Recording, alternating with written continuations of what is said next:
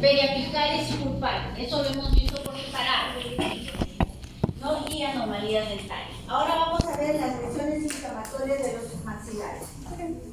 Pasen.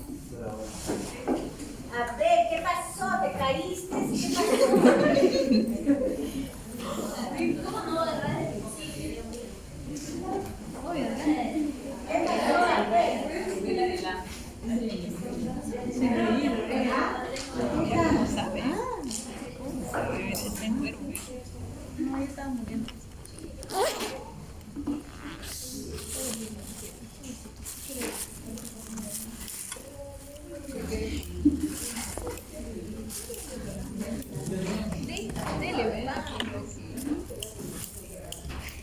Ya, las lesiones inflamatorias tienen que entender que son lesiones que se producen en entidades patológicas más frecuentes a nivel de los maxilares. ¿Por qué? Porque en el organismo, o sea, responde a la agresión química, física o microbiológica mediante una inflamación. Cualquier actividad que se produce dentro, que sea dentro o fuera de lo normal, puede producir esa reacción inflamatoria. La reacción inflamatoria es una respuesta de defensa del organismo. El organismo se está defendiendo ante una lesión física, por ejemplo, un golpe, un traumatismo o también una extracción mal ejecutada. Puede defenderse ante una reacción química tipo blanqueamiento, tipo la descalcificación en curaciones que pueden ser simples, pero eso puede descalcificar el esmalte y puede llegar a una, ¿qué podemos decir? A una pulpitis irreversible, y eso de por sí ya genera una acción. También se debe a acciones tipo lesiones microbianas, como por ejemplo la caries dental, como por ejemplo la enfermedad periodontal. Son enfermedades microbianas que pueden lesionar y que el cuerpo se defiende. ¿Y cómo se defiende? Con esas reacciones inflamatorias. Si nosotros no detenemos esa reacción inflamatoria, a la larga vamos a terminar con una infección. Hablando de infecciones severas, empezamos primero con una reacción periapical y terminamos de repente con una osteomielitis. Se activa una respuesta inflamatoria a raíz de esa acción, que destruye y anula el estímulo agresor, creando un entorno curativo del tejido. Ese entorno curativo del tejido ocurre en una pulpitis reversible.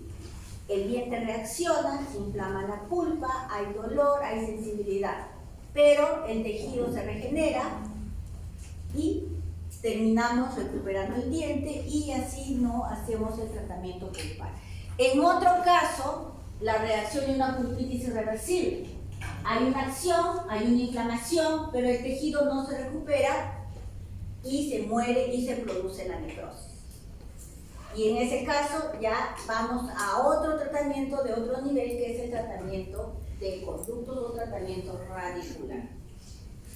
Cuando eso no funciona, esa reacción inflamatoria, la necrosis, el microbio viaja a través del conducto y se aloja a nivel del lápiz, contaminando en este caso el espacio para el ligamento periodontal. ¿Y qué produce el ligamento periodontal?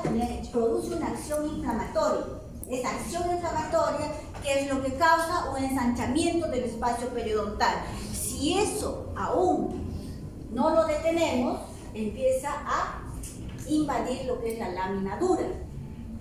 La lámina dura se defiende. ¿Cómo se defiende el tejido óseo? Engrosándose, formando una condensación, una esclerótica dura, gruesa. Si aún así nosotros no tratamos ese diente, se va adelgazando, va perdiendo la batalla y termina perforándose. ¿Y qué otro tejido invade? Hueso. Invade el hueso. ¿Y qué produce en el hueso? ¿Cómo reacciona el hueso? ¿Ah? Volviendo esclerótico. El hueso se vuelve esclerótico, está reaccionando ante una acción agresora.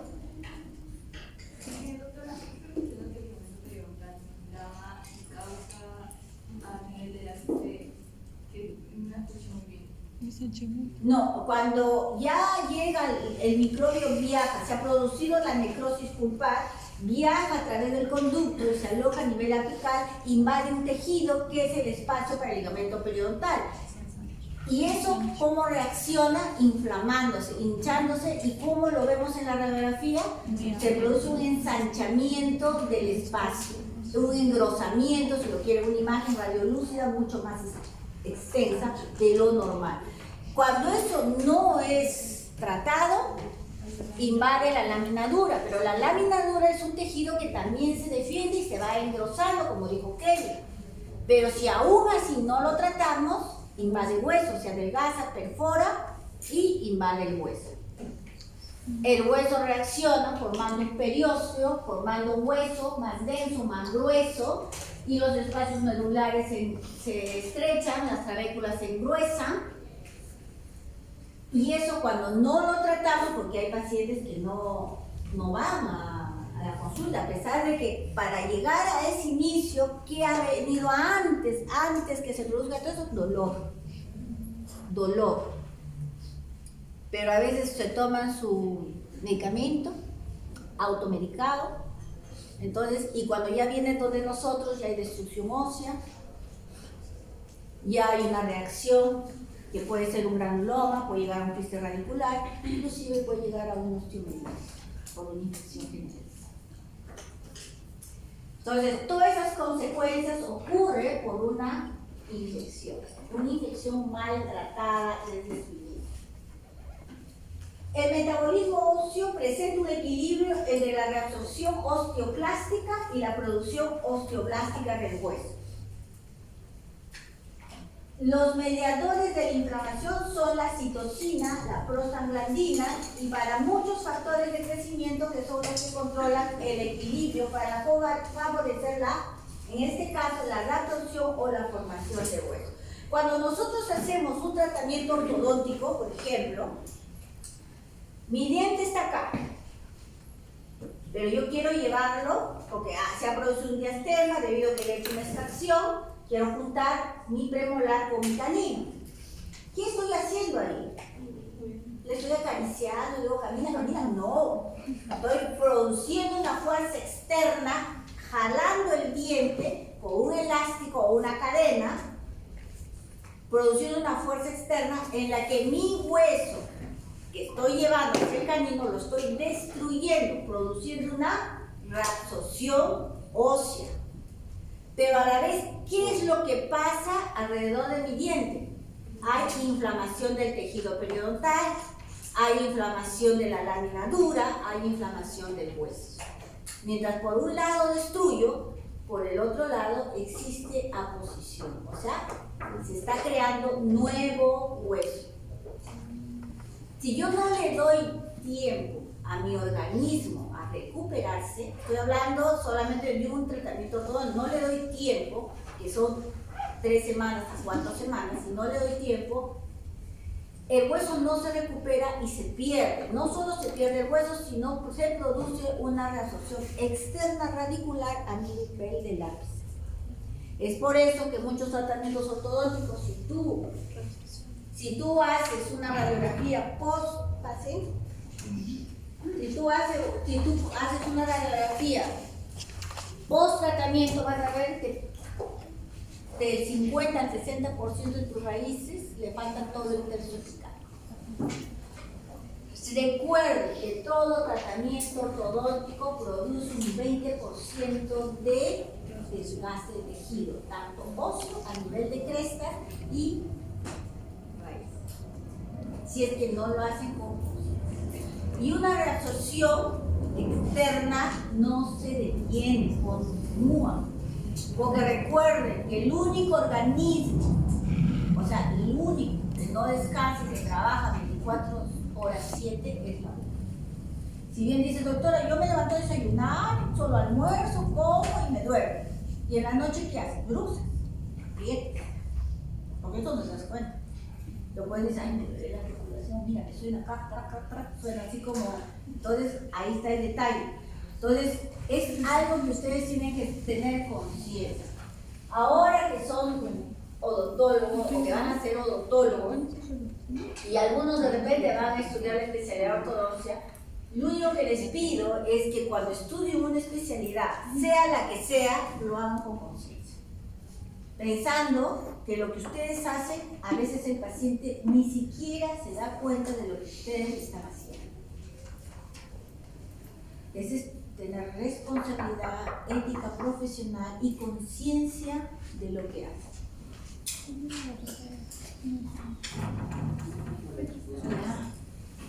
¿Se dan cuenta? ¿Alguna pregunta está ahí? Entonces, esas son las inflamaciones de los maxilares. Sus características clínicas generales son 4 signos cardinales de inflamación, que es el enrojecimiento, el hinchazón, el calor y el dolor. Esas son las características cardinales. Enrojecimiento a nivel de mucosa, a veces a nivel externo, ¿no? Y oral, ¿no? Interno, que es a nivel intraoral. Es enrojecimiento, hinchazón, calor, cambia la temperatura del cuerpo y lógicamente el dolor que empieza por un dolor agudo y si eso no es tratado, el crónico no significa que deje de doler, sino los dolores son intermitentes y espaciados a través de su vida cotidiana, ¿no? Deja de doler mientras está con medicamentos, deja de tomar los medicamentos, como es crónico, después se le hincha nuevamente. Las lesiones agudas son aquellas que tienen una aparición reciente, el comienzo es rápido, agudo. ¿Por qué? Porque la causa del dolor es intenso, el nivel del dolor es intenso, ¿no? Generalmente acompañado de fiebre o hinchazón. Las lesiones crónicas tienen un curso más largo, el comienzo es insidioso y el dolor menos frecuente o menos intenso. A veces puede aparecer fiebre y baja un poco hinchada la cara y puede ocurrir de manera, en este caso, gradual. En el agudo y en el crónico hay una gran diferencia. Generalmente el crónico, su proceso es de larga evolución. No es que se produjo hoy día, no. Y ya lo has tenido meses atrás. En cambio, el agudo es, por ejemplo, cuando a ti hay una hiperemia pulpar y tienes un dolor intenso, ese es un proceso agudo. Radiográficamente todavía no vamos a ver, porque recuerden que un proceso agudo que recién empieza, a veces las lesiones radiográficas no se notan. Recién en el crónico, porque ya tiene de larga evolución, entonces sí se va a notar porque ya hay destrucción. Lo crónico generalmente tiene un estadio de entre 1 mes, 2 meses, hasta 6 meses de evolución, ¿no? Y algunos pasa el año, ¿no?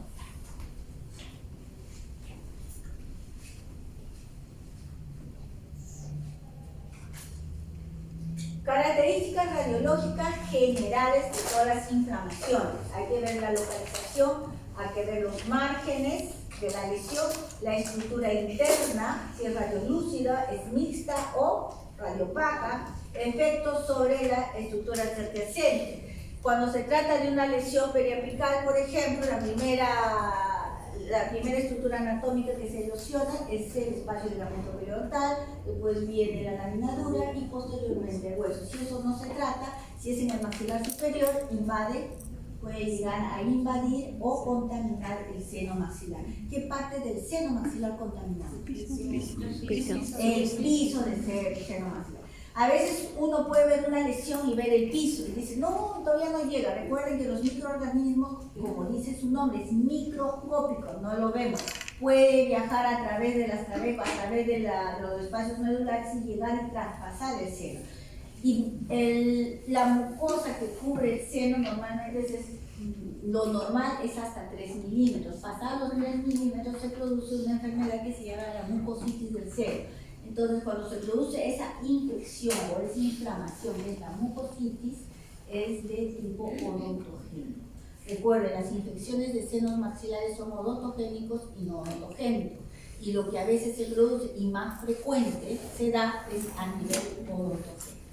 Causado por un de la mañana, ¿sabe por qué me está dando calambre? No entiendo. etiológicas generales son lesiones inflamatorias periapicales, son entidades patológicas de la pulpa, ¿no? Su epicentro se sitúa típicamente ¿dónde? A nivel del ápice, de un diente. Las lesiones de origen pulpar pueden localizarse a nivel cervical. ¿Debido a qué? A que hay canales o perforaciones accesorias causadas por un tratamiento radicular o por fractura de la raíz. Entonces, ¿qué vemos acá? Las lesiones inflamatorias periapicales, su entidad patológica o su localización se encuentra a nivel del ápice del diente. De las lesiones de origen pulpar se localizan a veces a nivel cervical, ¿no? En molares a veces hay conductos accesorios y a través de esos conductos uno puede tener una lesión periapical ahí. Pero no es periapical, sino una lesión a nivel radicular, a nivel cervical, ¿no? Pero por los conductos accesorios. Traumáticos, ¿por qué? Porque cuando a veces hay una lesión cariosa bastante extensa, a veces para buscar el conducto cometemos a veces un error y perforamos piso. Y esa es una acción traumática que se puede originar a nivel radicular o a nivel de furca o por fracturas radiculares que se pueden producir y a veces no se notan en una radiografía hasta que se produce el síntoma. Las lesiones periodontales se centran generalmente alrededor de las crestas alveolares porque es por ahí por donde empieza. Recuerda que las infecciones periodontales son de tejido blando y lo primero que afecta es el soporte óseo. Entonces empieza por la cresta alveolar y la pérdida de hueso periodontal a veces es grave y el epicentro puede localizarse más apicalmente a nivel de furca e incluso a nivel del ápice de la raíz. ¿Y cómo se llama esta lesión? Un absceso periodontal. No es un absceso netamente dental porque no es ocasionado por el diente, sino es ocasionado por el tejido blando que es el periodonto. La osteomielitis es una inflamación difusa, no confinada de hueso, aparece con más frecuencia en la parte posterior de la mandíbula, ¿no? Y a veces, raramente, en el maxilar superior. ¿Por qué en la parte posterior de la mandíbula? Porque normalmente la osteomielitis se da o se origina por una extracción de una tercera molar. A veces se hace tanta fuerza que se rompe una tabla y por apurados o por cansados, no nos damos cuenta y dejamos el hueso por debajo de la encía. Y ese hueso ya es un secuestro óseo, ya que no tiene irrigación ni vascularización y termina necrosando. Y al necrosar se produce esta osteomielitis.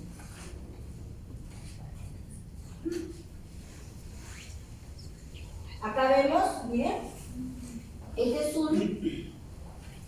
Ustedes dirán, doctora, ¿es dentario? No, es periodontal. Mire dónde se produjo, en la cresta. Si bien es cierto, la pieza sí tiene tratamiento radicular, pero no es periodontal. Mire, no es radicular, no es odontogel, sino es periodontal. ¿Ah? Tiene lesión de furca. Y si se dan cuenta, ya prácticamente tiene una osteólisis a nivel de la raíz. ¿Qué raíz? Mesial. Y un ensanchamiento, mira, del espacio periodontal en la distal, en la parte intraradicular. Acá. Esto sí es una lesión netamente dental. Mira la lesión.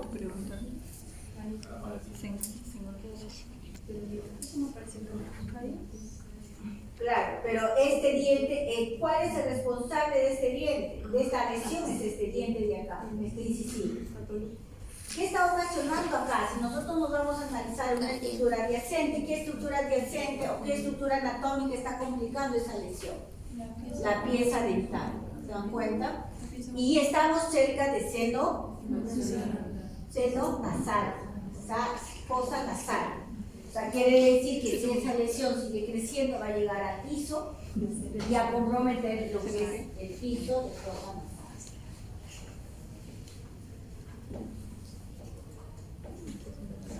Acá. Esto también es periodontal, ¿se dan cuenta? Mira cómo está a nivel del tercio medio de la raíz, tercio medio apical. Es una lesión periodontal que está produciendo esta lesión. Acá El diente es el afectado por una acción inflamatoria del periodonto que está ocasionando una reabsorción ósea de todo el contorno, ¿no? En este caso, mesial, distal y caras libres.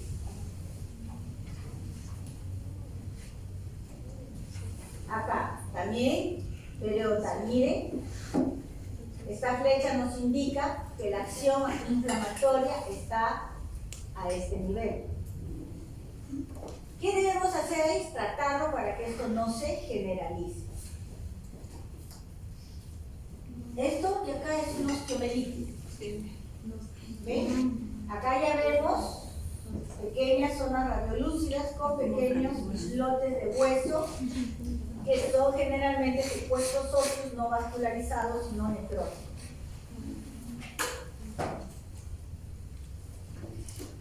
Las características generales, analicemos lo que es los márgenes. Con frecuencia los márgenes están mal definidos y el patrón trabecular normal varía gradualmente hacia un patrón interno o hacia una área interna radiolúcida, que significa que va destruyendo de adentro hacia afuera. La estructura interna habitualmente se observa una combinación de ambas, ¿no? Una combinación que significa que puede ser radiolúcido y radiopaco. Y cuando a veces vemos una combinación, ¿cómo la llamamos? Mixta. Exacto. Las lesiones radiolúcidas pueden mostrar una ausencia de trabeculado previa o bien una tenue patrón trabecular, o sea, ligeramente se nota el trabeculado. Cuando recién se inicia una inflamación vas a ver un trabeculado, pero no una trabécula normal, sino una trabécula gruesa, que se están entrecruzando entre ellas, ¿no? Que no es normal, o sea, está pasando de lo normal a lo anómalo. El aumento de la radiopacidad es provocado por la formación ósea sobre las trabéculas preexistentes. Por ejemplo, las que aparecen radiológicamente son más gruesas y numerosas, reemplazando los espacios medulares. Sabemos que, por ejemplo, los espacios medulares a nivel del maxilar inferior son anchos y las trabéculas son más espaciadas. Cuando se produce la osteomelitis, tú no vas a ver un trabeculado, ni tampoco vas a ver un espacio medular. Porque es tanto el engrosamiento del hueso que se pierde ese espacio. Es por eso que pierde la irrigación. Cuando la osteomelitis se vuelve crónica, vas a ver un hueso compacto, denso, bastante esclerótico. Entonces, en este caso, por ejemplo, ¿qué es lo que pasa? Si nosotros no lo tratamos, su próximo paso va a ser la cirugía. Y la cirugía es la recesión del hueso para eliminar la infección, porque si no se va a seguir propagando.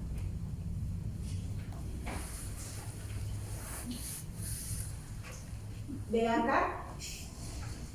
Este es un maxilar superior, pero miren, las trabéculas en este sector se ven más engrosadas.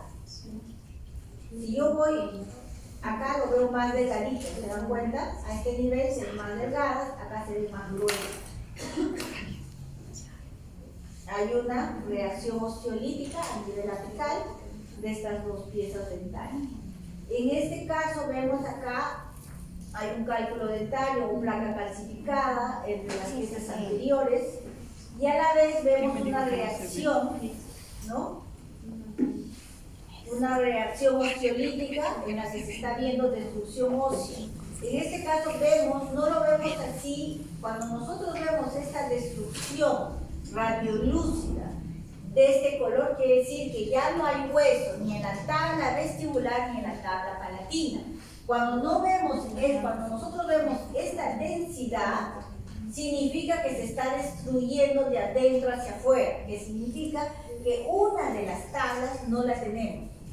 O sea, quiere decir que si nosotros hacemos un colgajo, vamos a ver el diente en la parte vestibular o en la parte palatina, solo una pared, y en el otro lado vamos a ver las raíces totalmente expuestas.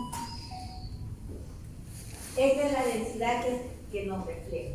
Y todo causado por este cálculo dentario que le está ocasionando una lesión periodontal. Efectos sobre las estructuras adyacentes. Los efectos inflamatorios, por ejemplo, a nivel del hueso medular adyacente influyen la neoformación ósea. Neoformación ósea, que significa hay creación ósea, momentáneamente, porque es una reacción de defensa del organismo, pero posteriormente ese hueso se destruye. Al inicio es esa reacción, es como, por ejemplo, si viene un ratero, mi intención es defenderme, pero si son dos, ya olvídate, perdí, ¿no? Es lo mismo, el hueso se defiende, pero cuando la agresión es demasiado inflamatoria, infecciosa, el hueso pierde y se termina destruyendo. Y se produce ese halo radiolúcido que muchas veces, en muchas lesiones, lo vamos a observar. Y en otras lesiones, como por ejemplo en la osteomielitis, vamos a ver muerte del propio hueso, que se forman los secuestros óseos, que es el hueso necrótico, que como se ha condensado tanto, se ha puesto más denso, más esclerótico que lo normal, los espacios medulares se estrechan y pierde vascularización. Al perder vascularización se necrosa y al necrosarse se muere. Entonces eso es lo que ocurre con la osteomielitis. El espacio del ligamento periodontal es lo primero que se afecta. Por la lesión generalmente aparecerá ensanchado, engrandado en toda la región intraradicular, ¿no? Hay un engrosamiento de lo que es de la lámina dura, todo originado por una inflamación. En las infecciones crónicas puede ocurrir una reabsorción radicular, así como una reabsorción de los límites corticales. ¿Por qué en las agudas no ocurre esa reacción? Porque es una reacción inmediata. En cambio, en las crónicas ya hay una secuencia de destrucción constante, donde el hueso ya no se llega a recuperar, simplemente se destruye, ¿no? Esa es la diferencia entre agudo y crónico. ¿Todo hasta aquí? ¿Alguna pregunta?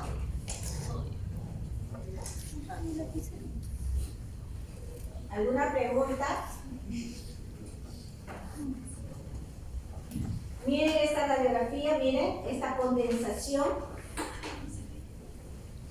Miren la lámina dura, gruesa, tendrá hasta, yo diría, 3 milímetros de engrosamiento. Y miren el espacio, el ensanchamiento del espacio para el ligamento periodontal. Todo producido por esta lesión que ahorita ya está tratada, ¿no? Miren esta otra lesión. Todo esto es una reabsorción. ¿Y acá qué está sucediendo?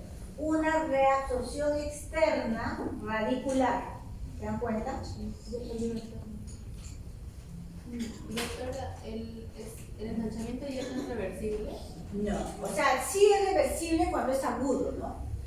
Se regresan todas sus... Pero cuando es crónico, a veces demora en recuperarse el organismo. Queda como cualquier cicatriz. Si tú te cortas y lo dejas, te queda un cordón, ¿cierto? Lo mismo ocurre. El cordón que queda es lo que tú ves en la pieza dentaria donde le han hecho el endodontia, ¿ves? Así. Ahora, lo que sí se recupera es el espacio del ligamento periodontal, regresa a su posición original, ¿no? Pero el engrosamiento del hueso queda.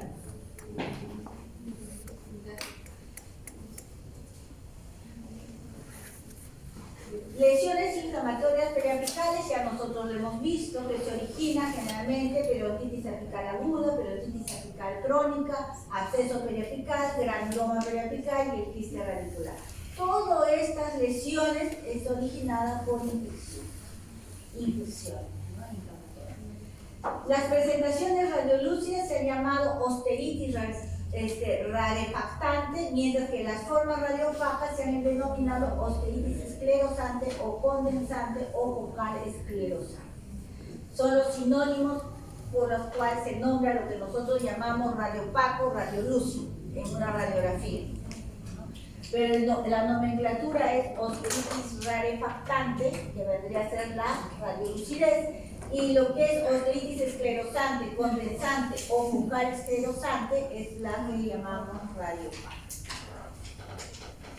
Sus características clínicas pueden variar de un gran espectro, desde ser asintomática, o sea, es decir, no tener dolor, hasta un dolor dentario ocasional, o hasta un dolor severo con una leve o una gran hinchazón facial, fiebre y linfoadenopatía. Linfoadenopatía es cuando los ganglios se inflaman porque la hinchazón y la infección es bastante fuerte, ¿no? Cuando ocurre esto, generalmente se empieza, no se trata. Si hay que extraer, se tiene que evitar la extracción hasta no medicarlo antes. Hay que darle una antibiótico terapia de alto espectro para poder contrarrestar esa infección. Recién cuando ha disminuido se puede proceder al tratamiento quirúrgico o al tratamiento endodóntico. Porque el dolor de esa inflamación a veces el paciente lo siente simplemente con la palpación. Un absceso periapical agudo habitualmente se manifiesta con dolor severo, movilidad y edema y sensibilidad a la percusión.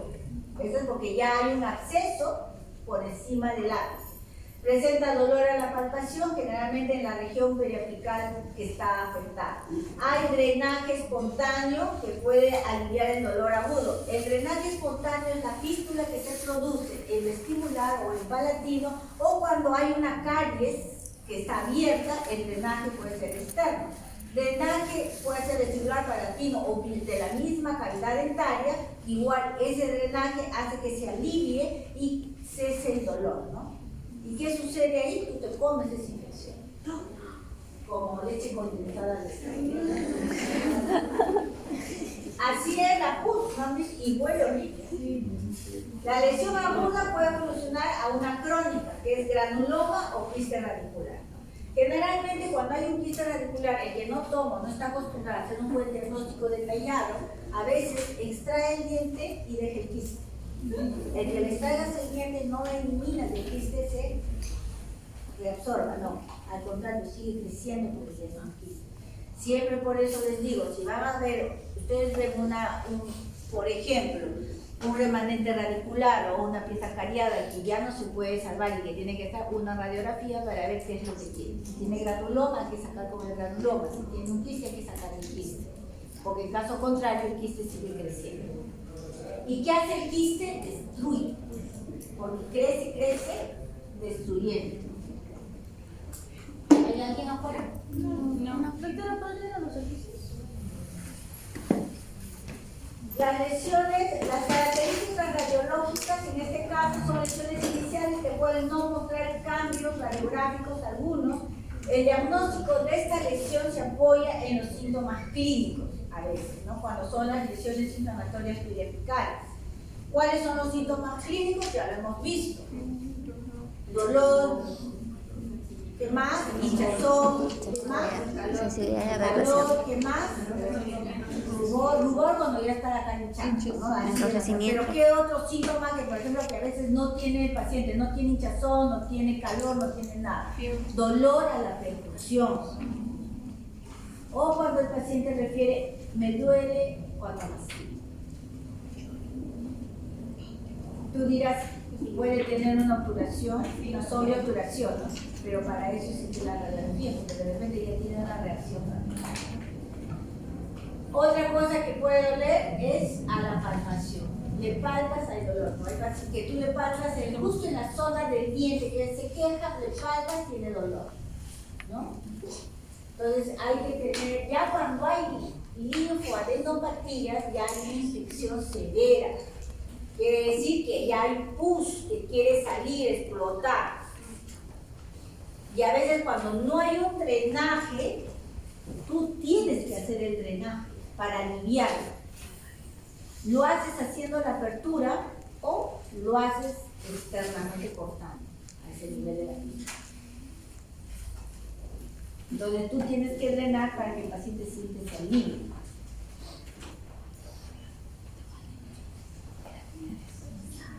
La localización, en la mayoría de los casos, el epicentro de las lesiones verticales inflamatorias se encuentra a nivel del ápice de la tarjeta dentaria. La lesión normalmente comienza dentro de la porción apical del espacio del ligamento periodontal. Lógicamente, porque cuando está a nivel necrótico de la pulpa, el paciente ya no siente dolor del diente, pero cuando ya atravesó el ápice, ya llega al espacio periodontal, entonces ya va a sentir sintomatología de dolor. Menos frecuente, estas lesiones se centran cervicalmente a nivel de la raíz dentaria y eso puede ocurrir debido a los canales pulpares, accesorios o perforaciones de la estructura radicular tras una instrumentación, en este caso, de la cavidad pulpar o de fracturas dentarias que pueden ser ocasionadas por traumas, ¿no? Caídas, de repente mordiendo algo extremadamente duro, o quizás una pieza totalmente debilitada, ¿no? Por alguna curación extensa, ¿no? O de repente por un tratamiento radicular, entonces termina fracturado. Miren, esta es una reacción, ¿se dan cuenta? Acá se ve el engrosamiento de la lámina dura y una reacción a nivel del ápice. Y ligeramente, no se ve, como dices, ay, no veo una imagen radiolúcida ovalada. No vas a ver en todas las lesiones periapicales, vas a ver. Pero sí ya vas a ver un síntoma. Acá ya se ve bastante marcado. ¿Se dan cuenta? Bastante marcado, ya no hay lámina dura, pero sí hay una reacción radiolúcida de forma redondeada a nivel del ápice de la raíz. ¿Qué raíz? Distal. Mesial. Eso que ustedes ven acá es una lesión, pero que está en proceso, ¿no? En proceso de recuperación, ¿no? Acá le han hecho una corona, pero miren, hay una reacción apical acá, no hay lámina dura, pero acá hay formación de hueso, mientras que acá hay destrucción de hueso. ¿Se dan cuenta? En este lado, si ustedes ven, la densidad ósea que hay acá, mientras que acá hay una radiolucidez, una osteólisis. Márgenes. En la mayoría de los casos, estos márgenes se encuentran mal definidos, mostrando una transición gradual del hueso trabecular. O sea, una transición gradual del hueso trabecular del hueso normal al hueso anómalo. Entonces, hay una transición, no es que de la noche a la mañana el hueso se transforma en una patología, no, simplemente es gradualmente se ve. Por eso dice bordes mal definidos, porque inicialmente nosotros no vamos a ver una imagen radiolúcida bien definida, sino a veces no vamos a ver la corticalización, porque en el momento en que invade la infección destruye, después el hueso se empieza a defender formando cortical alrededor de la lesión.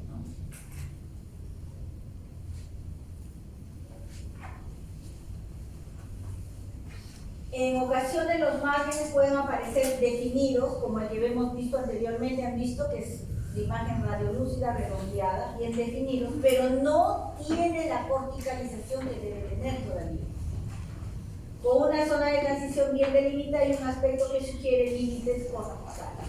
Estructura interna. El signo inicial más detectable es el cambio de la densidad ósea.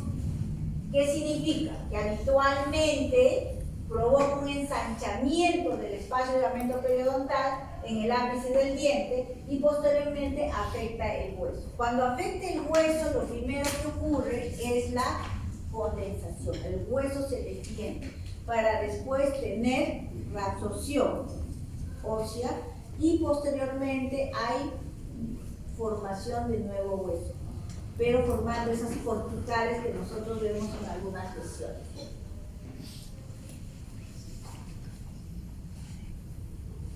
Entonces, ¿qué es lo que se produce? Lo que dije es un inicio de una esclerosis y rarefacción en el hueso normal. Pérdida de hueso que da un aspecto raro, es lo que dice, hay una pérdida, una destrucción de hueso, que es llamado esclerosis. Esclerosis primero se defiende, densidad después se destruye.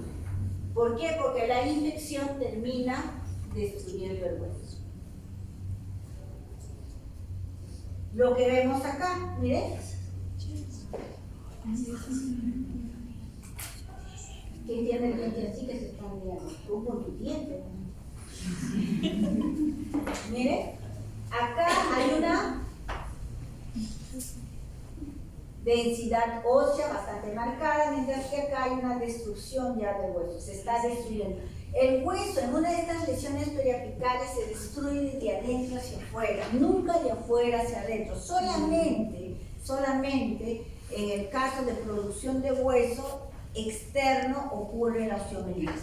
En este tipo de lesiones se destruye, a medida que se va destruyendo el hueso se va defendiendo y formando, por eso nosotros vemos después más adelante vamos a ver una imagen radiolúcida bastante marcada con una cortical ahí que se ha formado. Pero inicialmente hay una esclerosis bastante marcada de hueso que se está formando para después volverse una osteólisis.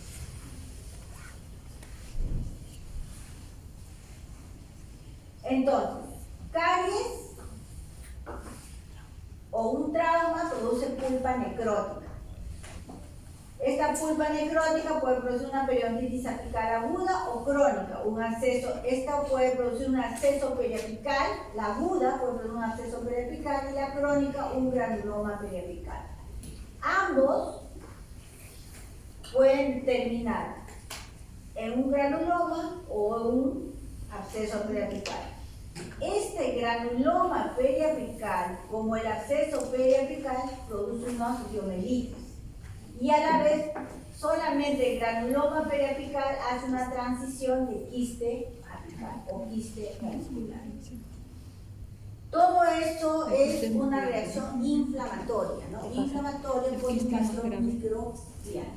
Porque si bien es cierto, el trauma no es producido por una lesión microbiana, pero si no se trata, eso se infecta, se inflama. Y la inflamación, ¿cuándo produce pus? Porque ya hay una infección que se ha invadido en esa región donde hay un trauma. Cuando nosotros extraemos un diente, por ejemplo una tercera molar, esa tercera molar no tiene infección. ¿Pero por qué se produce una osteomielitis? Porque nosotros con esa infección ha habido una invasión microbiana que ha producido esa osteomielitis. No porque nosotros lo hemos producido, porque el diente estaba picado. Las características radiológicas, por ejemplo, la estructura interna, el signo inicial más detectable es el cambio en la densidad ósea. Ese cambio de la densidad ósea es bastante característico y bastante habitual. ¿Qué es lo que hace? Provoca un ensanchamiento del ligamento periodontal, que es lo primero que se afecta, ¿no? En el ápice, por ejemplo, del diente, y posteriormente afecta la zona mayor del hueso. En estadios iniciales pueden existir evidencia. ¿Por qué? Porque eso generalmente cuando tú tomas una radiografía en su fase aguda no vas a ver evidencias radiográficas, pero las clínicas es lo que te va a guiar. Y si tiene ya signos y síntomas clínicos, ya hay que pensar en tratarlo, ¿no? Posteriormente, durante la evolución de la enfermedad, ocurre una mezcla de esclerosis o rarefacción. Ya hemos dicho que la esclerosis es como una radiopacidad y la rarefacción es una osteólisis o una radiolucidez que se produce a nivel de hueso. La mayoría de las lesiones presentan un incremento de la formación ósea, llamada también osteitis esclerosante. O sea, a medida que la enfermedad va afectando el hueso, va creando hueso. Y eso es lo que es la osteitis esclerosante.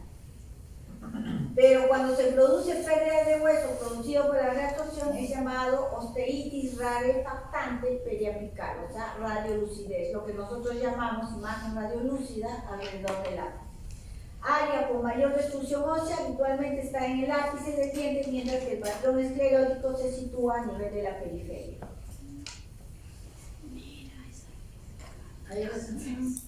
Miren, este es de la periferia, ¿ves? Osteitis esclerosante. ¿Miren?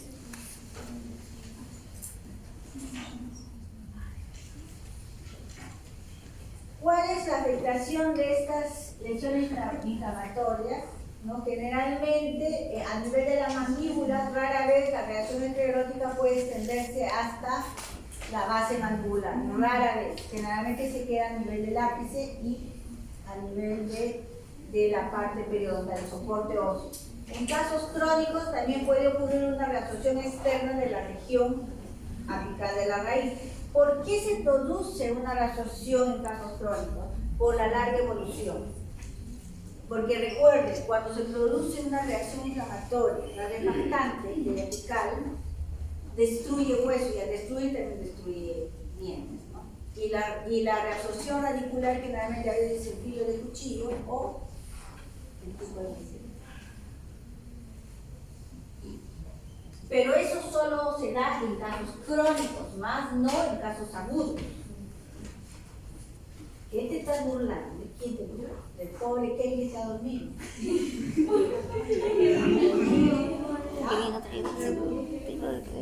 Pobrecito. ¿Te falta?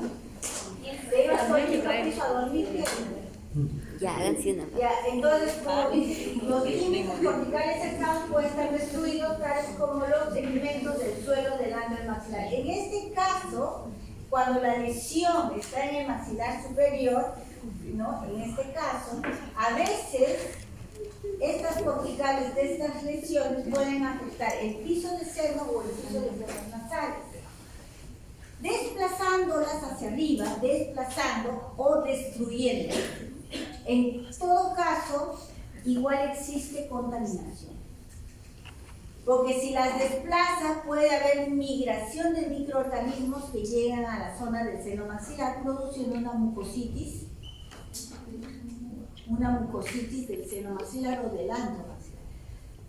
Y en la fosa nasal también. Ahora, cuando lo desplaza, a veces si la lesión crece, puede terminar rompiendo esa pared, y cuando alguien rompe esa pared se produce una comunicación bucoantral. Entonces se hace una infección mucho más severa, donde ya ustedes ya no intervienen, tienen que derivarlo al otorrino, porque ya invadió una zona, que es el seno maxilar, que es una zona anatómica muy importante, en la que se tiene que controlar esa infección. Del caso contrario, puede llegar a la órbita, puede llegar a seno esfenoidal, cerdillas etmoidales, inclusive a comprometer las cerdillas mastoideas.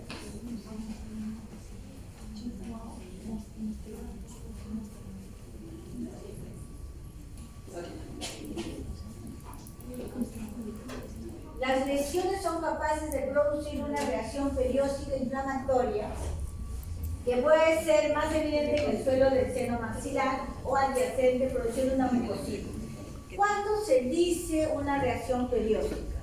Reacción perióstica es cuando el seno se está defendiendo y produce pequeñas láminas de creación de hueso para proteger la zona anatómica que es el seno maxilar.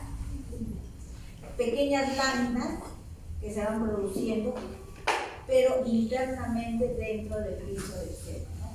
Pero eso generalmente, a veces cuando esa lesión no se detiene o no se trata, termina también rompiendo esa barrera de defensiva.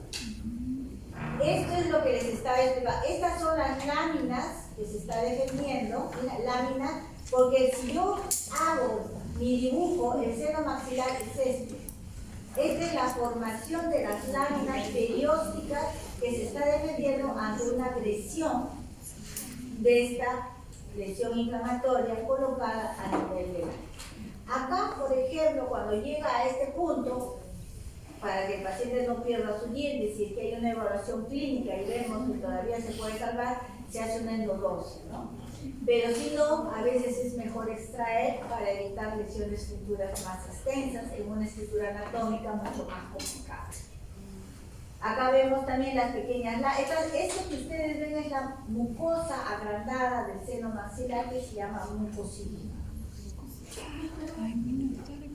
Y en la pieza del costado también tiene un absceso. También tiene un absceso acá, sí. Eso no No está llegando todavía. No, esto no, recuerden que esto de acá es la raíz palatina porque es una molar.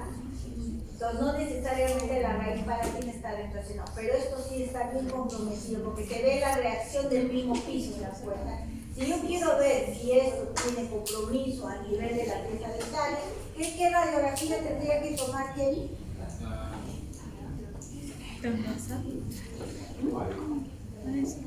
Para poder diferenciar si la raíz palatina está comprometida. La técnica de Clark.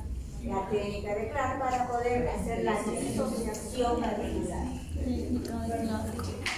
Diagnóstico diferencial de estas lesiones inflamatorias periapicales está dada por la displasia periapical cemensificante, la enostosis y en casos raros lesiones metastásicas, algunos procesos malignos como la leucemia que pueden aparecer en el segmento periapical del espacio de la membrana periodontal.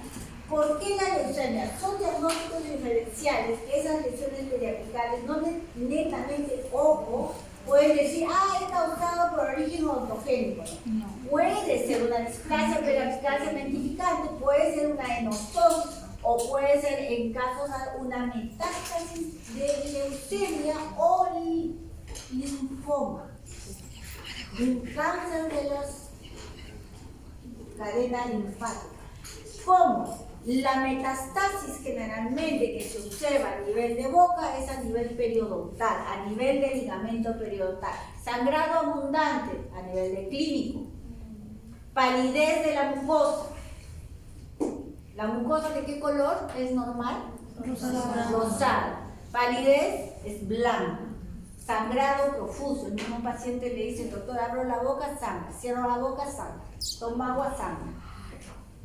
Radiográficamente, cuando se ensancha el ligamento, el espacio para el ligamento periodontal, no sigue el contorno radicular de la pieza dental, sino es vertical. Vamos a verlo eso en patología de lo que es cuando veamos cáncer, neoplasia. Muy bien. Miren, esta es una lesión periapical, pero no formada por un problema radicular ni periodontitis. Esta es una displasia. Igual, esta es una enostosis. Mira la enostosis. ¿Cuál es la diferencia de la enostosis? La enostosis, si ustedes ven, sigue todo el contorno de la raíz. ¿Se dan cuenta? Todo el contorno. Se ve inclusive la lámina dura acá. Ustedes pueden ver la lámina dura, pueden ver el espacio del ligamento periodontal totalmente intactos. ¿Se dan cuenta? Esto es una reabsorción, esto es una enostosis también, pero es una reabsorción que presenta, que se forma a nivel de la reabsorción de la pieza. Ya fue esa pieza. De la raíz, en este caso de la raíz distal de la pieza. Mesial es perdón. Distal. Esta es la tercera y esta es la segunda. Bueno, y acá vemos, mira, una reacción apical por claro, pero ¿cuál es? El material endodóntico que está sobreobturado. La butafer. Y esto que ustedes ven acá es una cicatriz. Esto no es una lesión, esto ya fue una lesión y se está cicatrizando el hueso. Porque si ustedes observan bien, las trabéculas se están viendo, pero no como unas trabéculas normales que no ha tenido ninguna patología, sino sus trabéculas, miren, parece como si fuera un enmarañado, esos alambres como si fuera una raqueta, pero bien tupido. Miren, acá hay una trabécula, acá hay otra trabécula. Esta es una cicatrización post-tratamiento endodóntico, ¿no? Que se está cerrando poco a poco y esto de acá va a terminar igual que acá. Es un hueso cicatrizado. Recuerden, cuando ustedes se rompen el hueso, se fracturan, muchos deben tener fractura ósea. ¿Ninguno? Bueno, los que tienen fractura ósea, por ejemplo, Así se ve. suelta el hueso. Si ustedes van a tomar Así una se ve. radiografía, ese hueso tiene Así una se ve la característica fractura. parecida a esta, la diferencia que es otro tipo de hueso. Entonces se forma lo que nosotros llamamos el callo óseo, que es totalmente diferente a un hueso normal que no ha sufrido ningún trauma. Acá igual ocurre en el maxilar superior. La cicatrización ósea tras una infección, sus características trabeculares y espacios nodulares son totalmente diferentes a un hueso normal que no ha tenido ninguna lesión patológica.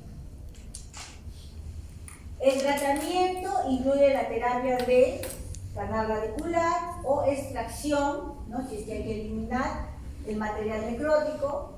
Si se deja sin tratar los dientes, pueden volverse asintomáticos debido al drenaje que se establece a través de la caries o del purilis, que es la fístula que se origina a nivel Edema vesicular. crónico, ¿no? Siempre Edema existe la crónico. posibilidad que la lesión se extienda y que afecte en áreas del hueso mayor, ¿no? Provocando una osteomelitis o hacia los tejidos blandos alrededor. Es bien difícil. Bueno, yo no he visto mucho que de una lesión periapical se produzca una osteomelitis. Más he visto una osteomelitis producida por una extracción, ¿no? O por un trauma. Ahora, pero sí he visto de una lesión periapical producirse una celulitis. ¿Qué significa eso? Infección invade tejidos blandos y es lo que produce la celulitis. ¿Qué diferencia hay, doctora? Pero me pongo, no, la celulitis es algo grave, o la celulitis recorre todos los canales maseterinos, temporales y llega inclusive, ¿no?, a nivel de la pared. Se te hincha tanto que hasta puedes ahogarte, tu cara se transforma, ese es de los tejidos blancos. La celulitis es una infección grave que solo se trata en un hospital, bajo cuidado médico constante.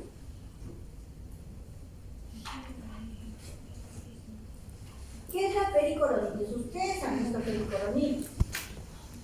Se refiere a la inflamación de los tejidos que recubren la corona de una pieza dental parcialmente erosionada. En este caso, la más comúnmente es la tercera molar. Y está relacionada más a las personas jóvenes. Sus características clínicas es dolor e hinchazón. Es frecuente que exista trismus. ¿Por qué? Porque cuando la encía se hincha, hay contacto con el antagonista, lo mastican, lo muerden, llega a tal punto de inflamarse tanto que no puede salir la boca ni cerrar. Puede afectar a cualquier edad y sexo, aunque es descubierta con más frecuencia durante el periodo de la erupción de los terceros molares en adultos jóvenes. Esto es una pericoronitis clínicamente, ¿no? Se ve una parte de la corona.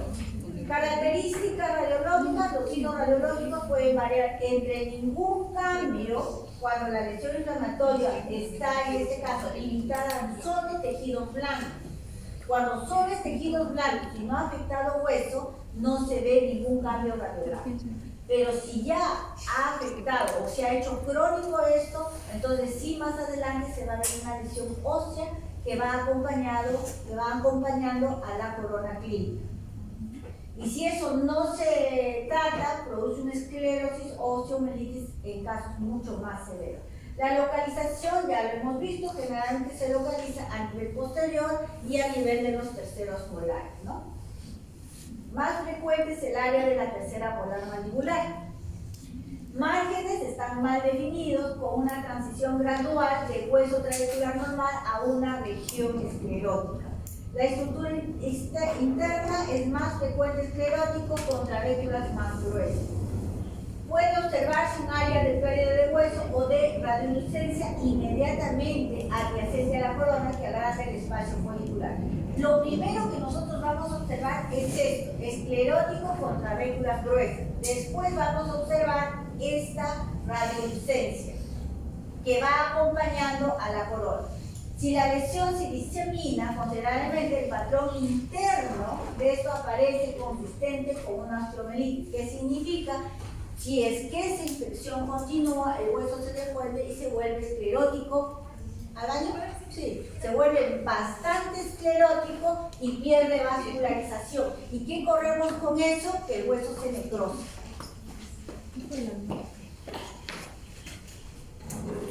Acá. Miren, acá vemos una pericoronitis, mira, una área bastante radiolúcida, bien corticada, a nivel distal de la tercera molar. Vemos formación perióstica a nivel de la base mandibular. ¿Por qué? Porque como nosotros tenemos dos músculos ahí fuertes que intervienen en la masticación, ¿cuáles son? Ya, eso, las fuerzas masticatorias hacen que esto se inflame más y se defienda, ¿no? A nivel mandibular. Miren, acá tenemos otra pericoronitis que está afectando ya la pared superior del nervio dentario superior, ¿no? Acá ya vemos qué es lo que les dije, una pericoronitis esclerosante, ¿bien? Ya está perdiendo vascularización. No vemos así las taréculas, ¿ven? No lo vemos, ya lo vemos, ya un tramado disminuido. ¿Se dan cuenta? Efectos en las estructuras adyacentes. La pericoronitis puede causar los típicos cambios escleróticos y de rarefacción del hueso que lo rodea. En casos muy extensos puede, en este caso, observarse formación perióstica de hueso nuevo, localizada en la cortical inferior, en este caso del reborde de la rama, y a lo largo de la escotadura coronoidea de la mandíbula. ¿A qué le llamamos escotadura coronoidea de la mandíbula? ¿Dónde llamamos escotadura coronoidea de la mandíbula? ¿Dónde está el coronoide? Del cono. Ya. Del cono. Es escotadura coronoidea de la mandíbula o escotadura tiburosa, llamada también así. Tienen que conocer las nomenclaturas. ¿Por qué le dicen coronoidea? Sigue la secuencia de diagnóstico coronoideo. Diagnóstico diferencial incluye lesiones mixtas, ¿no? Escleróticas que se presentan alrededor de la corona, parcialmente erosionadas y la tercera molar, como por ejemplo la enostosis, la displasia fibrosa. Son lesiones con las cuales se puede confundir.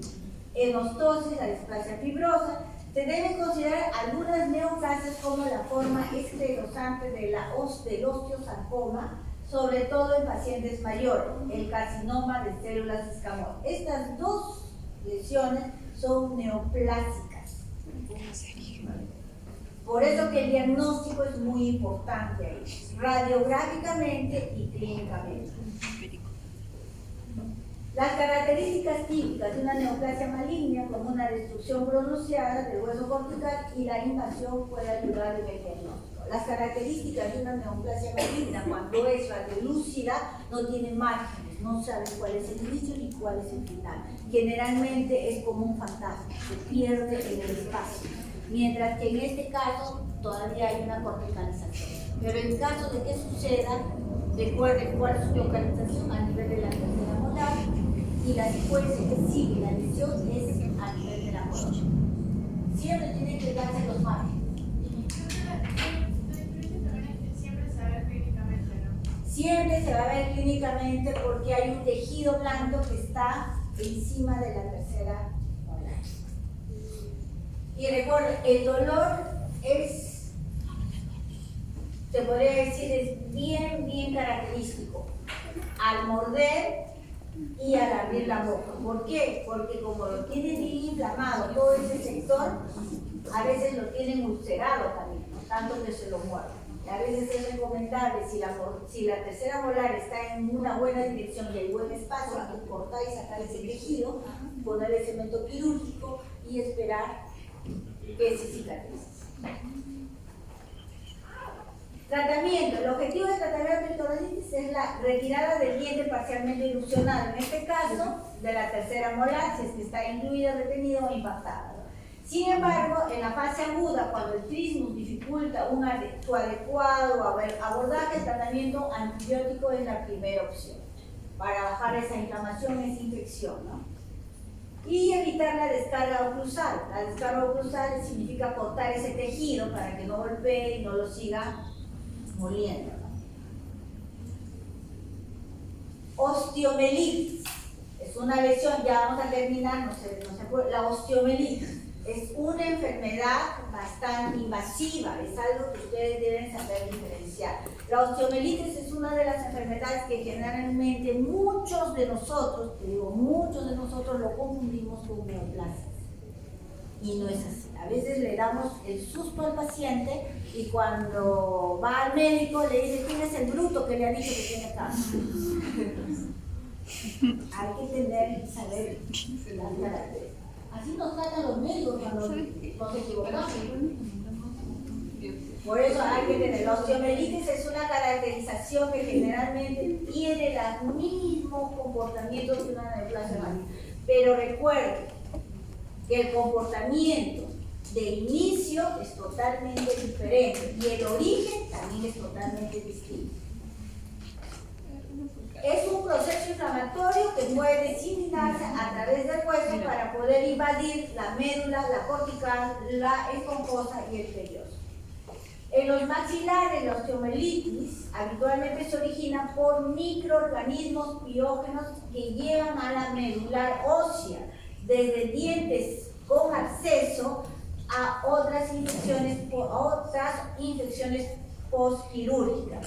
Normalmente la osteomielitis se da por infecciones postquirúrgicas. ¿Por qué? Les digo el error. Primero que le sacan la tercera molar y lo mandan a su casa, a su paciente. Bueno, ya cumplí mi trabajo y ver tu futuro cómo cae. No, el deber de un cirujano, el deber de un odontólogo, yo extraigo y controlo. Yo extraigo y controlo y hago el seguimiento para no tener ese problema.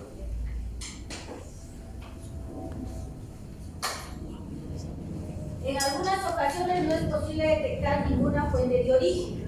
Y entonces, ¿qué es lo que hace?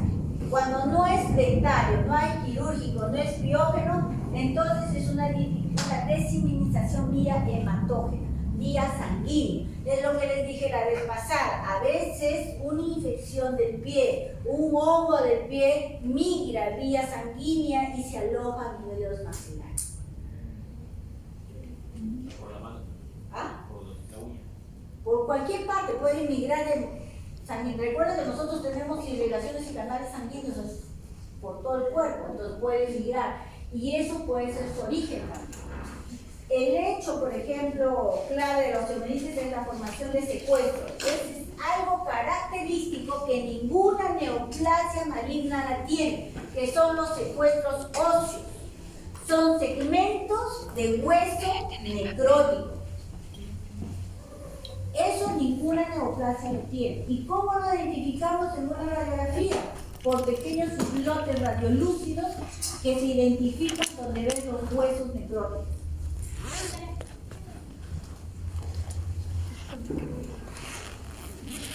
Y esos huesos necróticos, ¿por qué se han vuelto así? Porque por falta de vascularización terminan muriendo. La osteomielitis aguda, causada por una infección que se ha diseminado a la silencio. ¿Vas a salir?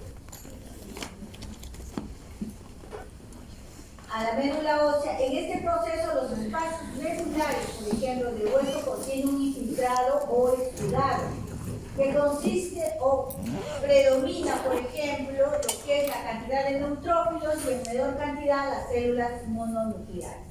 En los maxilares, la fuente infecciosa más común es la lesión periapical originada por un diente no vital, ¿no? O, ya hemos dicho, postquirúrgica. La infección también puede ocurrir como resultado de una diseminación hematógena que ya hemos visto vía sanguínea de cualquier parte del organismo, es lo que causa eso. La osteomielitis aguda tiene un proceso, infección, te sacan una muela y a los pocos días hacen reacción. Y ahí viene con dolor intenso, linfoadenopatías, fiebre. Sabemos, características clínicas pueden afectar a personas de cualquier edad. aunque tiene su clara prevención por el sexo masculino. El sexo masculino es más frecuente. Hay lesiones cancerígenas y tumorales que son más predilectos para el femenino o más para el masculino. Entonces, es mucho más común en la mandíbula que en el maxilar superior. Eso no evita que no se produzca la osteomelitis en el maxilar superior. ¿Es menos frecuente? Sí, más frecuente en la mandíbula. Los signos y síntomas de la osteomelitis aguda es rápido desarrollo, el inicio es rápido. Dolor intenso, hinchazón de los tejidos blandos, fiebre, linfadenopatía, hay aumento de leucocitos o leucocitosis. Los dientes asociados pueden estar móviles, o sea, móviles, sensibles, y a la percusión también hay dolor, hay reacción. También puede estar presente un drenaje purulento, o sea, un drenaje de una pus, a veces amarilla, a veces verde. Se puede presentar parestesia del labio inferior por compromiso de la tercera rama del quinto par craneal. O sea, todos estos son los síntomas de la osteomelitis aguda. Pero recuerden, la parestesia también te la da la neoplasia maligna.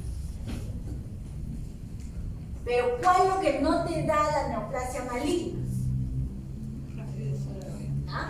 Los secuestros óseos, pero ¿cuál es? El dolor. La neoplasia maligna generalmente no produce dolor.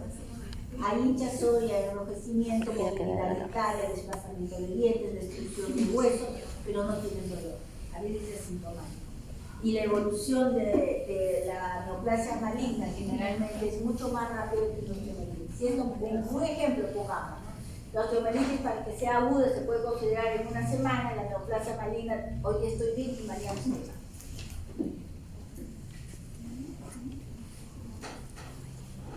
Características radiológicas. Al inicio de la enfermedad puede existir una ausencia de signos radiográficos y que los puedan identificar. El hueso puede estar lleno de sudado, o sea, lleno de pus y células inflamatorias y no mostrar cambio radiográfico alguno. La localización, la más frecuente, es en el cuerpo posterior de la mandíbula. El maxilar superior se afecta raramente. Los márgenes, la osteomelitis aguda habitualmente se presenta con unos bordes mal definidos, con una transición gradual hacia las trabéculas normales. Silencio. La estructura interna, esto es lo interesante. La primera evidencia radiológica de una osteomelitis es una leve disminución de la densidad del hueso. O sea, es una leve disminución de la densidad del hueso afecto con una pérdida de la nitidez de las trabéculas existentes. Sabemos que en el maxilar superior las trabéculas inferiores son bien notorias, son gruesas, acá es prácticamente indetectable. A veces es difícil de determinar la trabécula.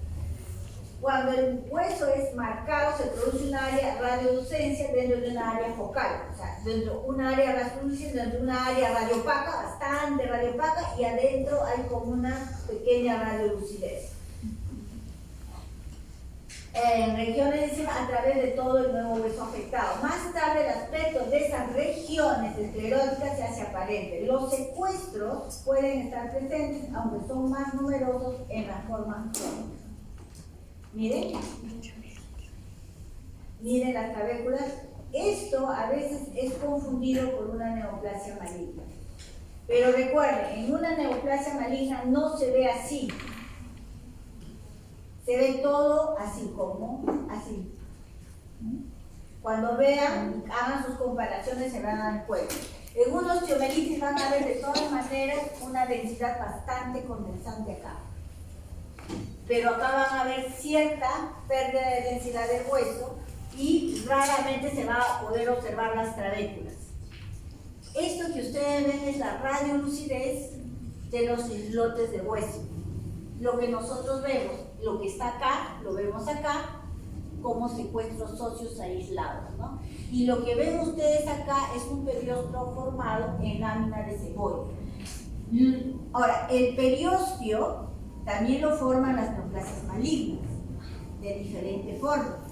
Pero el osteosarcoma, el que es un cáncer bastante maligno, también tiene la peculiaridad de formar láminas de cebolla, reacción perióstica en forma de láminas o capas de cebolla, que así lo llaman. El efecto sobre estructuras adyacentes, hay un exudado inflamatorio capaz de elevar el periósteo y estimular la formación del nuevo hueso. Pero esa estimulación de formación del nuevo hueso es un hueso más esclerótico, menos vascularizado. Radiológicamente aparece como una delgada capa, suave, línea radiopaca adyacente casi paralela o ligeramente convexa a la superficie del mismo hueso.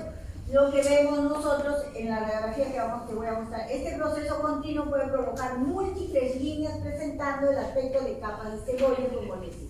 Capas de cebolla y eventualmente puede formar una gran cantidad de hueso nuevo. En este caso se define como periostitis proliferativa y se ve con más frecuencia en niños. ¿Por qué? Porque como el niño está en proceso de crecimiento, la formación de hueso, en el caso de ellos, es mucho más frecuente. Una osteomelitis causada en un niño es más fácil de tratar y más fácil de curar que en una persona adulta, como ustedes. Ustedes, si bien es cierto, son jóvenes, pero ya terminaron de crecer, lamentablemente.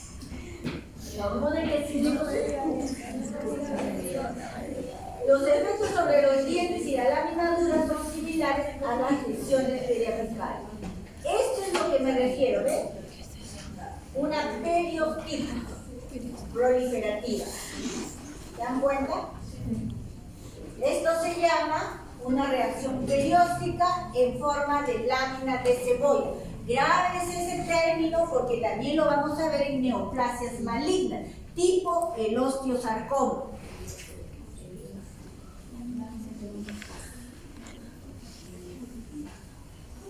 ¿Ven acá? Las láminas de cebolla. Miren esto. En forma de capas, como si fueran láminas de cebolla. Estos son los secuelas. Esta es una tomografía computarizada para ver. Acá en una tomografía se ve más claramente lo que se ve en una radiografía cruzal, ¿no? Se ve, miren, los islotes radiolúcidos, ¿no?, que separan los secuestros óseos. Los secuestros óseos son huesos necróticos muertos, ¿no?, que ya no tienen vida. Miren, acá vemos una mandíbula sana y miren acá.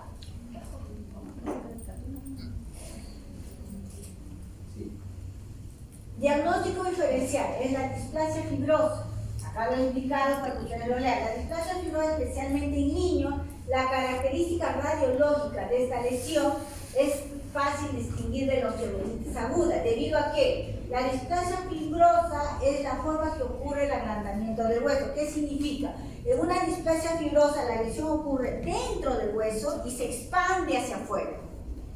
En una osteomelitis la reacción ósea es por fuera. ¿Han visto fuera de la mandíbula? Esa reacción ósea por fuera de la mandíbula, no está dentro de la mandíbula. Esa es una diferencia entre la displasia y la osteomelitis. Otra es las neoplasias malignas, como el osteosarcoma y el carcinoma de células escamosas y la histocitosis de células de Langerhans, ¿no? La leucemia y los linfomas pueden estimular una reacción perióstica similar. Por eso les digo que se graben esa imagen y esa nomenclatura. Un ratito, ya termino. Si quieren vayan a retirarse, yo voy a terminar mi clase. Si quieren irse, se van. Yo no les detengo, porque después no me digan, mira, la doctora no me dejó salir. Pueden retirarse, claro, levantan su mano y me dicen de vuelta. Tratamiento, antibiótico terapia. Antibiótico terapia antimicrobiana. A veces en algunos casos hacen la biopsia para ver qué tipo de microbio es el que está invadido para hacer se podría decir un análisis histológico para ver el antibiótico apropiado para poder nosotros darle, ¿no? Ahora, ese es el principal tratamiento de la osteomelitis aguda, junto al establecimiento de una vía de drenaje cuando es pus. Esto puede suponer la extracción de una pieza dentaria, el tratamiento de canal radicular o la incisión quirúrgica que va conjuntamente con el drenaje. Ahora, la crónica. La osteomielitis crónica es una osteomielitis esclerosante difusa. Se refiere generalmente a una osteomielitis crónica que la cual el balance del metabolismo óseo se ha desequilibrado hacia un aumento de formación ósea, produciendo un aspecto radiográfico esclerótico. Los síntomas de la osteomielitis crónica son generalmente menos severos que el de la aguda, ¿no? Que la osteomielitis aguda presenta episodios recurrentes e intermitentes de hinchazón, o sea, a veces se hincha, a veces no se hincha, ¿no? Dolor, fiebre y linfoadenopatía. Al igual que la forma aguda, también puede presentar parestesia y drenaje. Pero eso es muy rara vez, porque recuerda, una osteomielitis aguda crónica se produce cuando es una osteomielitis aguda maltratada. Una osteomielitis aguda que no ha sido tratada o que no ha sido diagnosticada debidamente pasa a una osteomielitis crónica. Se deja sin tratamiento, la osteomielitis puede designarse y afectar ambas caras de la mandíbula. Características radiográficas, su localización, al igual que las osteomielitis agudas, está en el sector posterior. Márgenes, los márgenes pueden estar mejor definidos que los osteomielitis aguda porque ya se ve esclerosante casi toda la parte de la mandíbula afectada. En caso de no ser tratada, esta osteomielitis puede emerger y contagiar el otro lado del maxilar y tener toda la mandíbula, en este caso, contaminada. La estructura interna ya hemos visto áreas con mayor o menor radioactividad con comparación con el hueso normal que lo rodea. La mayor parte de la lesión está compuesta por un patrón óseo esclerótico en lesiones crónicas de larga evolución. La estructura interna de la lesión puede ser extremadamente radiopaca, incluso equivalente a la cortical ósea. Miren, totalmente radiopaco. Miren, casi prácticamente parece la cortical basal. Saben que la cortical basal tiene un grosor de 3 milímetros a 4 milímetros, pero es bastante radiopaco, bastante denso. Miren, a diferencia de la osteomielitis aguda, ¿se dan cuenta? Es más esclerosante. Efectos sobre la estructura: primero el hueso perioso es el afectado, luego simplemente estas líneas van avanzando y se va formando lo que es nosotros la piel de cebolla, que es la creación de nuevo hueso paralelas a la superficie del hueso cortical. Tras un largo periodo de tiempo también puede alterarse el contorno externo de la mandíbula. ¿Qué quiere decir alterarse el contorno externo? La producción de hueso que se origina a nivel externo sigue produciendo y esto va creciendo en volumen, porque es formación de hueso. Va creciendo entonces asimétricamente tu cara cambia. Mientras el lado que no está afecto está normal, este lado se va a aumentar. Y si tú tocas, es duro, porque es hueso formado. Porque hemos dicho que la formación de las láminas es por fuera. Puede afectar lentamente el cóndilo también. Y cuando afecta el cóndilo, es fácil de traspasar esa infección a nivel del ATM y también pasa fácilmente al oído, pasa al hueso mastoideo y afecta a las células mastoideas. Miren, compromete el ATM. Diagnóstico diferencial: la displasia fibrosa, enfermedad de Payet y el osteosarcoma. Por favor, paren en silencio. Si se van a retirar, todo en silencio, ¿ya? Tratamiento: se han empleado métodos de terapia con oxígeno hiperbárico. ¿Por qué? Porque lo que pasa es que si te viene una osteomielitis crónica, no le vas a decir que frente al paciente va a perder la mitad de su mandíbula. Porque no hay otra solución. Antibiótico no le va a solucionar. Entonces, ¿cuál es el tratamiento alternativo que se ha buscado? Es el tratamiento con oxígeno hiperbárico. En algunos casos ha dado resultados, en otros no. Tal es así que ese hiperbárico lógicamente va a acompañar con tratamiento antibiótico. Pero cuando no da resultado, no va a haber más se puede ir remedio que hacer la parte quirúrgica, que incluye la extracción de los secuestros que están dentro de la mandíbula o la decorticación o la recesión. Recesión o decorticación es el corte de la mandíbula y sacar toda esa porción mandibular, y a veces le hacen injerto óseo de otra área del cuerpo, pero ya queda, se podría decir, sin una parte, sin mandíbula, solamente para armarle la parte facial. A ver, está bien. Esto es muy importante que ustedes sepan, que es la osteoradionecrosis. La osteoradionecrosis es un proceso inflamatorio del hueso que ocurre por radiación. Pero eso que ocurre por radiación se da generalmente en aquellos pacientes que han tenido cáncer y tienen radioterapia, y cuando tienen radioterapia le producen este tipo de osteoradionecrosis. Pero cuando la dosis es mayor a 50 Grays, puede causar la enfermedad irreversible. La osteoradionecrosis es la muerte celular de huesos. O sea, osteoradionecrosis. Sus características clínicas más comunes es la pérdida de recubrimiento epitelial, la pérdida de recubrimiento epitelial y la exposición del hueso. ¿Esto qué es? Esto puede ocurrir espontáneamente tras las extracciones no dentales o ulceraciones por la dentadura. ¿Por qué? Porque hay pacientes que van a someterse todavía teniendo esas dentaduras, ¿no? Las PPR, las totales, se les tiene que quitar y no puede volver a usar. Porque recuerden que todo paciente que tiene tratamiento de radiación, ¿qué les produce? La xerostomía, no tiene salivación. Al no tener salivación no tiene esa irrigación de la mucosis, entonces la ulceración es mucho más frecuente. Y también el aumento microbiano de la boca también. ¿Por qué? Porque está seca. Entonces, si uno vamos a hacerle radiación, hay que prevenir, sacarle primero todos los dientes, humectar la mucosa y recién darle la radiación, ¿no? Para prevenir este tipo de lesión.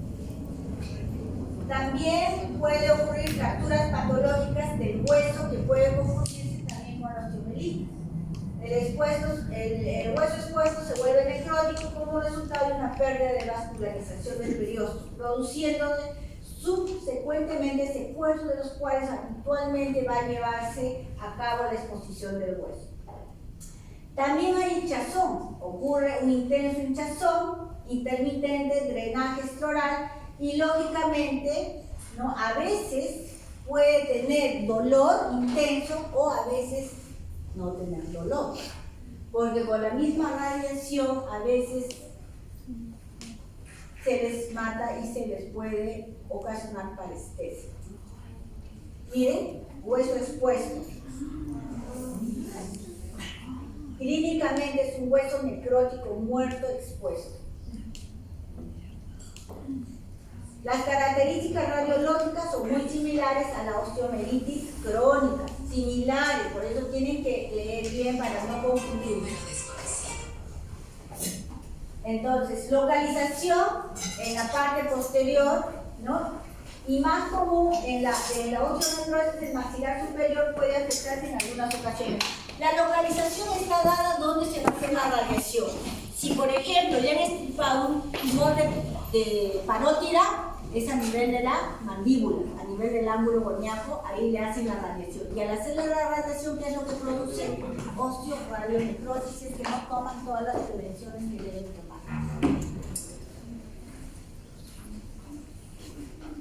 Márgenes. Los márgenes están mal definidos, no están corticalizados, no hay una definición, no saben dónde empieza ni dónde termina la lesión, ¿no? Y como les digo, es muy similar a la osteomielitis. Si la lesión afecta al reborde inferior de la mandíbula, con frecuencia ocurre una reacción irregular de la cortical. Estructura interna presenta un patrón óseo granular.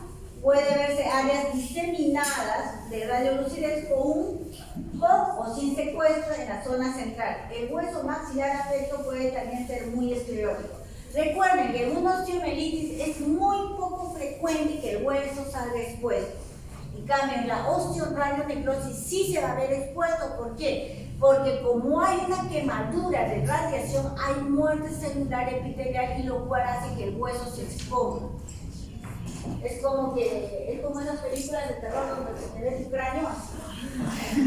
Efectos sobre la estructura adyacente. La absorción ósea, especialmente en el maxilar superior, lo cual puede verse de manera similar a la destrucción ósea causada por una neoplasia maligna. El efecto más común sobre el hueso vecino es la estimulación de la esclerosis. Miren, este es un diente antes de la radiación, su boca antes de la radiación, después de la radiación. Miren el ensanchamiento del espacio periodontal, pérdida de la laminadura. Miren, lógicamente por la extracción perdió esta pieza, por la radiación perdió esta pieza, y miren cómo está su hueso. Miren los secuestros que se producen por la muerte celular del hueso. Diagnóstico diferencial, la absorción ósea provocada por los niveles elevados de radiación puede simular la destrucción ósea de una neoplasia maligna. Ojo, neoplasia maligna de la osteoradionecrosis es un diagnóstico diferencial, no se olviden, ¿no? Del maxilar, ejemplo, carcinoma de células escamosas. Tratamiento preventivo, la exodoncia. En este caso, una vez producido la osteoradionecrosis, ya no hay tratamiento. Solo es un tratamiento preventivo. El preventivo es lo que es la extracción de las piezas dentarias, sacarse cualquier dentadura que tengan en la boca, ¿no? Y una higiene oral meticulosa, para evitar ese tipo de lesión. Bueno chicos, terminamos, espero que les haya gustado.